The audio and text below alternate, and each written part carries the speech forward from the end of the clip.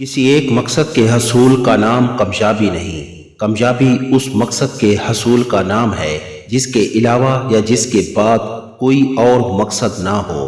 ماں کا چہرہ بچے کے لیے اس اجنبی دیس میں انسیت، مانوسیت اور اپنائیت کا واحد ذریعہ ہے۔ صحبت اچھی ہو یا بری، اپنی ایک زبردست اثر رکھتی ہے جو کبھی نہ کبھی ظاہر ہو کے رہتی ہے۔ اللہ تعالیٰ کو ہر وقت اپنے ساتھ سمجھنا بہترین عبادت ہے۔ غصہ منہ کھول دیتا ہے اور آنکھیں کھول دیتا ہے۔ اللہ تعالیٰ کی رحمت سے مایوسی کفر ہے، اس لیے مایوسی سے ہمیشہ بچتے رہیے۔ اگر جوان ہو تو اپنی جوانی کو بڑھاپے کی نگاہ سے دیکھو، اور اگر بڑھاپے میں داخل ہو رہے ہو تو خود کو جوانی کی نگاہ سے دیکھو کہ آپ نے کس طرح کا بڑھاپا سوچا تھا۔ اگر گناہ پہ ندامت سے آنسو آ جائیں تو یہ اللہ کا قرب ہے۔ اللہ کی یاد ہی اللہ کا قرب ہے۔ آخر شب آنسو اللہ کا قرب ہے۔ انسان کا اللہ سے قریب ترین رشتہ آنسوؤں کا ہے۔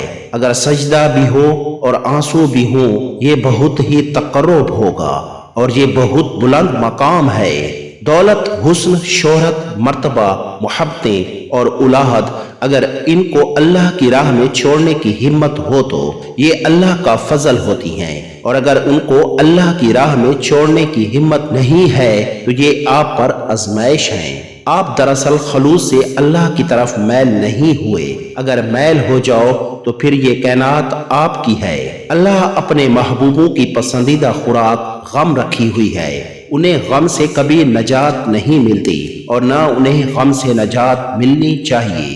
ان کی تکالیف رفع نہیں ہوتی اور نہ رفع ہونی چاہیے۔ شکر کرنے سے پہلے یہ ضرور سوچ لینا چاہیے کہ یہ شکر والی بات ہے یا استغفار والی بات۔ جو آدمی لوگوں کو ناپسند کرے، لوگوں کی صرف خامیاں ہی دیکھے، جو اپنے آپ کو اونچا اور بلند سمجھے، وہ احمق اور جاہل ہوتا ہے۔ اندیشہ اور شک پیدا نہیں ہونا چاہیے۔ اپنے آپ میں اور اپنے مستقبل میں یقین پیدا کریں کہ اللہ تعالیٰ کا فضل آپ کو ملے گا، بلکہ مل رہا ہے۔ فضل نہ ہو تو ایک لمحہ بھی گزر نہیں سکتا۔ اس دنیا کے اندر اگر اللہ کی طرف سے محبت عطا نہ ہو تو کوئی انسان کسی دوسرے انسان سے کوئی تعلق نہیں رکھ سکتا۔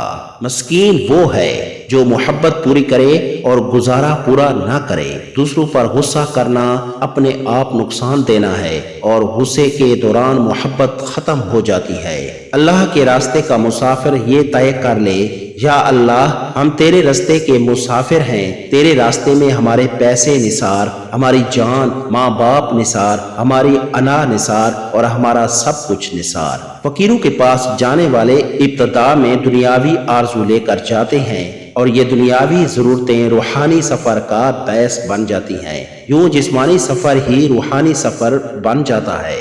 لوگ سمجھتے ہیں کہ ان کے بغیر ان کی اولادوں کی زندگی نہیں گزر سکتی، حالانکہ جب آپ لوگ چلے جاؤ تو پھر آپ کی اولادوں کی زندگی بھی ایسے گزر جائے گی جیسے آپ کی اپنے والدین کے بغیر گزر گئی تھی۔ جس بندے کو اپنے مستقبل کے بارے میں شک پیدا ہو جائے، وہ سمجھ لے کہ شیطان کی گرفت میں آ چکا ہے۔